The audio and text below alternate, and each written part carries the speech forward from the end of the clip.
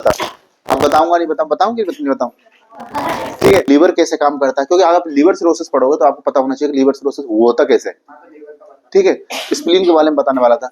अब देखते हैं उनको, चलो आगे कंटिन्यू करके नहीं। ठीक है, हाँ उसी का मैं वीडियो डाल रहा हूँ। तो बच्चों गुड मॉर्निंग टू ऑल। आज हम पढ़ने जा रहे हैं क्या, पोर्टल हाइपरटेंशन। क्या पढ़ने जा रहे हैं, पोर्टल हाइपरटेंशन। ये बहुत इंपॉर्टेंट टॉपिक है, इसमें बार बार क्वेश्चन आते हैं पोर्टल हाइपरटेंशन होता क्या है, कितनी इसकी ब्रांचेज हैं, कौन कौन सी ब्रांचेज से मिलकर के पोर्टल हाइपरटेंशन होता है, नॉर्मल इसका प्रेशर क्या होता है। ठीक है, तो पोर्टल हाइपरटेंशन के बारे में अगर मैं आपको बताऊंगा पोर्टल हाइपरटेंशन होता क्या है, तो पोर्टल हाइपरटेंशन पहले तो पोर्टल वेन होती क्या है ये आपको समझ में आना चाहिए। तो पोर्टल वेन क्या होती है बच्चों, कि पोर्टल वेन इस प्रकार की वेन होती है जो कैपिलरी से तो स्टार्ट होती है। यहाँ पे देखो ये क्या है बच्चों, ये कैपिलरी से स्टार्ट होती है और कैपिलरी पे जाके खत्म हो जाती है। ऐसी वेन को अपन क्या बोलते हैं, पोर्टल वेन बोलते हैं। ठीक है, समझ में आ गया। पोर्टल वेन कैसी वेन होती है, जो कैपिलरी से स्टार्ट होती है और कैपिलरी पे जाके खत्म हो जाती है। ऐसी वेन को अपन क्या बोलते हैं बच्चों, पोर्टल वेन बोलते हैं। ठीक है, लेकिन मैक्सिमम हम देखते हैं जो वेन होती है ना, एक साइड उनका ओपन होता है, दूसरी साइड उसमें क्या होती है, कैपिलरी होती है। लेकिन यहाँ पर ऐसा नहीं होता है, इसमें कैपिलरी से स्टार्ट होती है और कैपिलरी पे जाकर खत्म हो जाती है। ऐसी वेन को अपन क्या बोलते हैं बच्चों, पोर्टल वेन बोलते हैं। अगर इसका नॉर्मल प्रेशर की बात करें तो 5 से 10 MM of AG portal vein के अंदर नॉर्मल प्रेशर होता है। ठीक है, नॉर्मल प्रेशर 5 से 10 एमएम ऑफ एजी होता है। अगर ये बढ़कर के नहीं मोर देन 40 एमएम ऑफ एजी हो जाता है, कितना हो जाता है बच्चों, मोर देन 40 एमएम ऑफ एजी हो जाता है, तो इस कंडीशन को कहा जाता है पोर्टल हाइपरटेंशन। क्या कहा जाता है बच्चों, पोर्टल हाइपरटेंशन। ठीक है, मोर देन 40 एमएम ऑफ एजी हो जाता है, उस कंडीशन को अपन क्या कहते हैं, पोर्टल हाइपरटेंशन कहा जाता है। ठीक है, अगर मैं आपको दिखाने की कोशिश करूं कि जो पोर्टल वेन होती है ये किस किस से मिलकर के बनी होती है, तो बेसिकली इसके अंदर कितनी ब्रांच होती है, 5 ब्रांच होती है। कितनी ब्रांचेज होती है, 5 ब्रांचेज होती है। तो सबसे पहले अपन देखें तो ये क्या है बच्चों, स्प्लीन है। ये क्या है बच्चों, स्प्लीन है। स्प्लीन से कैपिलरीज निकलती है और एक वेन का निर्माण करती है, और ये वेन कहां तक जाती है, लीवर के अंदर। ठीक है, तो दूसरी इंपॉर्टेंट चीज आपको याद रखनी है कि ये पोर्टल वेन होती है कहां पर पाई जाती है, एब्डोमिनल कैविटी के अंदर। कहां पर पाई जाती है, एब्डोमिनल कैविटी के अंदर। और एब्डोमिनल कैविटी के किन किन के बीच में, स्प्लीन एंड लीवर के बीच में, स्प्लीन और लीवर के बीच में पाई जाती है। ठीक है, अब यहां से कैपिलरी से स्टार्ट हुई, यहां से पोर्टल वेन गई और कैपिलरी पे लीवर के अंदर जाके खत्म हो गई। अब इसी ब्रांचेस के बारे में अगर बात, इसकी ब्रांचेस के बारे में आपको बताऊं तो देखो बच्चों, सबसे पहली ब्रांच अगर पता, स्प्लीनिक वेन हो गई। ठीक है, स्प्लीनिक कैपिलरी हो गई। ठीक है, दूसरे हो गया सुपीरियर मीजेंटर कैपिलरी, जो किसके है, स्मॉल इंटेस्टाइन, किसकी पार्ट है, स्मॉल इंटेस्टाइन का। दूसरा है इंफीरियर मीजेंट्रिक वेन। इंफीरियर मीजेंट्रिक वेन ये किसका पार्ट है, लार्ज है। ये डीऑक्सिनेट ब्लड कहां से निकालती है, लार्ज इंटेस्टाइन से। ठीक है, तीसरी अपन बड़ा गैस्ट्रिक वेन। गैस्ट्रिक वेन जो कहां से निकालती है, स्टोमक से।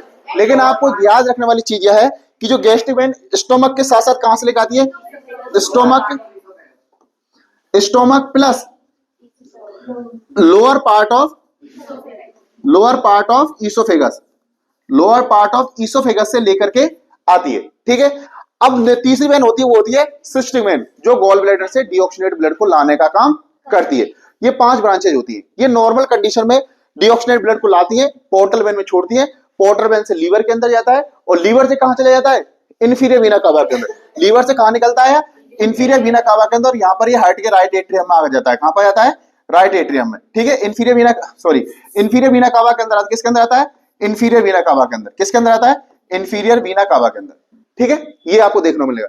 लेकिन अब अपन बात करें कि इसके अंदर क्या होगा, हाइपरटेंशन हो गया। क्या हो गया, प्रेशर बढ़ गया। ठीक है, प्रेशर बढ़ जाता है तो बच्चों जब प्रेशर यहां पर बढ़ेगा पोर्टल वेन के अंदर, तो सीधी सी बात है इसकी जो ब्रांचेज है इनके अंदर प्रेशर बढ़ेगा, इनकी जो ब्रांचेज है इनके अंदर ही प्रेशर बढ़ेगा। ठीक है, अब इस प्रेशर की वजह से कभी कभी क्या होता है, माइनर जो ब्लड वेसल्स होती है वो क्या हो जाती है, रप्चर हो जाती है। माइनर ब्लड वेसल्स क्या हो जाती है, रप्चर हो जाती है, तो उनकी वजह से अपन को कॉम्प्लिकेशंस देखने को मिलते हैं। ठीक है, अगर प्रेशर पर अगर माइनर ब्लड वेसल रप्चर भी नहीं तो वहां से क्या, प्रेशर की वजह से फ्लूइड लीक होने लगता है, प्लाज्मा क्यों लगता है, लीक होने लगता है। ठीक है, और वो क्या होता है, लीक होकर के पेरिटोनियल कैविटी के अंदर चला जाता है। ठीक है, तो अगर मैं इसके कॉम्प्लिकेशंस की बात करूं, कि अगर पोर्टल वेन के अंदर हाइपरटेंशन हो गया तो क्या क्या कॉम्प्लिकेशंस आपको देखने को मिलेंगे। ठीक है, तो पहला मैंने लिखा है हेमरेज। पहला मैंने क्या लिखा, हेमरेज।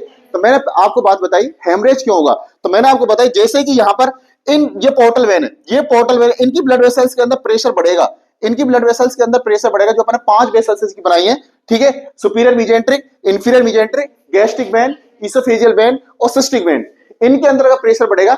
तो माइनर कैपिलरी रप्चर होंगी, और माइनर कैपिलरी रप्चर होंगी अगर सपोज करो मैं बात करूं सुपीरियर मीजेंट्रिक जो स्मॉल इंटेस्टाइन से लेकर के आती है, यहां पर अगर रप्चर होगा, ठीक है, तो ऑकल्ट जहां ब्लड निकलेगा, और ब्लड कहां पर जाएगा, स्मॉल इंटेस्टाइन में। अब स्मॉल इंटेस्टाइन से ब्लड को निकलने में स्टूल के द्वारा बाहर निकलेगा, ठीक है, तो वो कैसा हो जाता है, ओल्ड ब्लड हो जाता है। कैसा हो जाता है बच्चों, ओल्ड ब्लड। तो उसे बोलता है ऑकल्ट ब्लड, उसे बोलते हैं ब्लड के साथ ऑकल्ट ब्लड अगर स्टूल के साथ आता है तो उसे बोला जाता है मेलेना। क्या बोला जाता है, मेलेना। अगर बात करूं इंफीरियर मीजेंट्रिक वेन जो लार्ज इंटेस्टाइन से लेकर आती है, अब लार्ज इंटेस्टाइन क्या है, एनएस के पास में होती है। क्या होती है, एनएस के पास में होती है, ठीक है। तो ये जो अगर यहाँ पर ब्लड निकलेगा तो जल्दी एनएस से बाहर निकल जाएगा, तो यहाँ पे जो ब्लड निकलता है वो कैसा होता है, फ्रेश ब्लड होता है, और उसे बोला जाता है हेमेटोचेजिया, ठीक है। तीसरी बात करें गैस्ट्रिक वेन, अगर गैस्ट्रिक वेन के अंदर अगर स्टोमक के अंदर किसी प्रकार का ब्लड वेसल्स रप्चर होती है तो दो कंडीशन बनती है, या तो ब्लड वोमिटिंग के द्वारा बाहर निकल जाएगा या फिर स्टूल के द्वारा बाहर निकलेगा। अगर वोमिटिंग के द्वारा बाहर निकल जाता है उसे हेमेटे एमएसएस बोलते हैं। क्या बोलते हैं बच्चों, हेमेटे एमएसएस। और स्टूल के द्वारा निकलेगा तो उसे मेलेना बोलते हैं। नेक्स्ट अगर लोअर पार्ट ऑफ ईसोफेगस, जो ईसोफेगस वाला लोअर पार्ट है वहां पर होगा तो वो कफ के द्वारा बाहर निकलेगा, तो उसे बोलता है हेमेप्टाइसिस। क्या बोलता है, हेमेप्टाइसिस।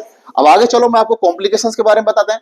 तो देखो पोर्टल वेन के कॉम्प्लिकेशंस के बारे में अपन बात करी तो पहले लिखा था अपन ने हेमरेज। क्या लिखा था बच्चों, हेमरेज। हेमरेज का कैसे पता लगे कहां कहां हो सकता है, तो हेमेप्टाइसिस अगर कफ के साथ ब्लड आ सकता है, क्योंकि अगर कफ के साथ ब्लड आ रहा है तो अपन पता लगा सकते हैं कि ब्लड वेसल्स रप्चर हुई कहां पर हुई है, लोअर पार्ट ऑफ ईसोफेगस में। कहां पर हुई है, लोअर पार्ट ऑफ ईसोफेगस में। अगर हेमेटोएमेसिस की बात करें, हेमेटोएमेसिस का मतलब होता है कि ब्लड के साथ क्या, वोमिटिंग के साथ क्या ना, ब्लड आना। अब वोमिटिंग का ब्लड कहां से आता है, स्टोमक के अंदर रप्चर होगा। कहां से होगा, स्टोमक के अंदर। तीसरा लिखा था अपन ने मेलेना, तीसरा लिखा था अपन ने मेलेना। मेलेना के अंदर क्या था कि ओल्ड ब्लड आता है स्टूल के साथ में, ओल्ड ब्लड आता है किसके साथ में, स्टूल के साथ, उससे मेलेना बोलते हैं। तो ये कहां पर होगा, या तो स्टोमक के अंदर ब्लीडिंग हुई है, यहाँ पर कहां पर हुई है, स्मॉल इंटेस्टाइन के अंदर। कहां पर हुई है, स्मॉल इंटेस्टाइन के अंदर। तीसरा लिखा था ना हेमेटोचेजिया, हेमेटोचेजिया मतलब था फ्रेश ब्लड प्लस स्टूल, ठीक है, फ्रेश ब्लड स्टूल के साथ बाहर आ रहा है, इसका मतलब जो ब्लीडिंग हुई है हम पता लगा सकते हैं कि वो लार्ज इंटेस्टाइन के अंदर हुई है। कहां पर हुई है, लार्ज इंटेस्टाइन के अंदर, ठीक है। तो ये तो पहला लिखा आपने हेमरेज का हो सकता है, हाइपरटेंशन की वजह से, पोर्टल हाइपरटेंशन के क्या हो सकता है, हेमरेज हो सकता है। दूसरी बात करें एसाइटिस, एसाइटिस का मतलब होता है कि excessive accumulation of fluid in pleural cavity, ठीक है, इन प्लूरल कैविटी की जो पेरिटोनियल पेरिटोनियल कैविटी, सॉरी किसके अंदर, पेरिटोनियल कैविटी, किसके अंदर, peritoneal cavity, peritoneal cavity, peritoneal cavity, ठीक है। पेरिटोनियल कैविटी के अंदर एक्सेसिव मात्रा में फ्लूइड एक्युमुलेशन हो जाता है, उस कंडीशन को अपन क्या बोलते हैं, एसाइटिस, ठीक है। क्यों एसाइटिस कैसे हुआ कि अगर मैंने बताया आपको यहाँ पर ज्यादा प्रेशर की वजह से, यहाँ पर ज्यादा प्रेशर की वजह से ब्लड वेसल रप्चर नहीं हुई तो फ्लूइड यहाँ से लीक होता है, क्योंकि इसके अंदर पाया जाता है क्या, हॉल पाया जाता है, इनके अंदर क्या पाया जाता है, छोटे छोटे से हॉल पाया जाता है। इन हॉल से क्या होता है, फ्लूइड लीक होता है, इन हॉल से क्या होता है, फ्लूइड लीक होता है, और लीक होकर कहां जाएगा, पेरिटोनियल कैविटी के अंदर, ठीक है। अब पेरिटोनियल कैविटी के अंदर ज्यादा मात्रा फ्लूइड इकट्ठा हो जाता है, उस कंडीशन को अपन क्या बोलते हैं, एसाइटिस। तो अपन लिखा है excessive accumulation of fluid in peritoneal cavity, ascites हो जाएगा। तीसरा मैंने बताया जाएगा स्प्लीनोमेगेली। स्प्लीनोमेगेली का मतलब होता है कि जब लंबे समय तक स्प्लीन पर प्रेशर बढ़ेगा, ठीक है, पोर्टल हाइपरटेंशन की वजह से, तो स्प्लीन का साइज बढ़ जाएगा। क्या होगा, स्प्लीन का साइज बढ़ जाएगा, उसे बोलते हैं स्प्लीनोमेगेली। दूसरा लिखा अपन ने हेपेटोमेगेली, ठीक है, क्योंकि अगर दूसरी तरफ क्या है, लीवर प्रेजेंट है और लंबे समय तक प्रेशर अगर पोर्टल हाइपरटेंशन रहा तो उसकी वजह से क्या देखने को मिलेगा आपको, हेपेटोमेगेली देखने को मिलेगा, ठीक है। नेक्स्ट में लिखा था पाइल्स और हेमरोइड्स। जो पाइल्स और हेमरोइड कब होता है कि जब लार्ज इंटेस्टाइन होती है ना, लार्ज इंटेस्टाइन अपन ने बताया था ना अभी, लार्ज इंटेस्टाइन बताया था ना, ये देखो, ये जो लार्ज इंटेस्टाइन है, इसकी जो एनल वेन है, इसकी कौन है, एनल वेन। कौन सी कौन बच्चों, एनल वेन। एनल वेन के अंदर क्या हो जाता है, डायलिटेशन हो जाता है। एनल वेन के अंदर क्या हो जाता है बच्चों, डायलिटेशन हो जाता है, तो वहां पर क्या हो जाता है, पाइल्स का फॉर्मेशन हो जाता है प्रेशर की वजह से। जो एनल वेन उनके अंदर क्या हो जाता है, डायलेशन हो जाता है, ठीक है। एनल वेन के अंदर क्या हो जाता है, डायलेशन हो जाता है, तो वहां पर क्या देखने को मिलता है, आपको पाइल्स देखने को मिल सकते हैं। या फिर अपन बात करें कि ईसोफेगस का जो लोअर पार्ट होता है उसकी वेन के अंदर डायलिटेशन हो गया, तो इसे बोलता है ईसोफेजियल वेरिसेज। उसे क्या बोला जाता है बच्चों, ईसोफेजियल वेरिसेज बोला जाता है, ठीक है, समझ में आ गया। तो ये क्या थे बच्चों, ये क्या थे अपन के कॉम्प्लिकेशंस थे, ये क्या थे, कॉम्प्लिकेशन थे कि पोर्टल हाइपरटेंशन होता क्या है, पोर्टल हाइपरटेंशन के कौन कौन से कॉम्प्लिकेशन होते हैं। तो मैं उम्मीद करता हूं कि 5 कॉम्प्लिकेशन आपको बताए हैं वो आपको समझ में आए होंगे। इससे ज्यादा अगर आपको डिटेल में पढ़ना है तो आप हमारे टारगेट नर्सिंग कोचिंग इंदौर को ज्वाइन करें, ठीक है। वहां पर सारे सिस्टमेटिक तरीके से नॉट सेट का, आरआरबी का, सीएचओ का, एनएचएम का सभी बैच वहां पे चल रहे हैं, वहां पे आप ज्वाइन कर सकते हैं। साथ में पीएनएसटी के बैच यहाँ पर चल रहे हैं, ठीक है। और हमारा एड्रेस है वर्क हुआ इंदौर पर, ठीक है। तब तक के लिए बाय।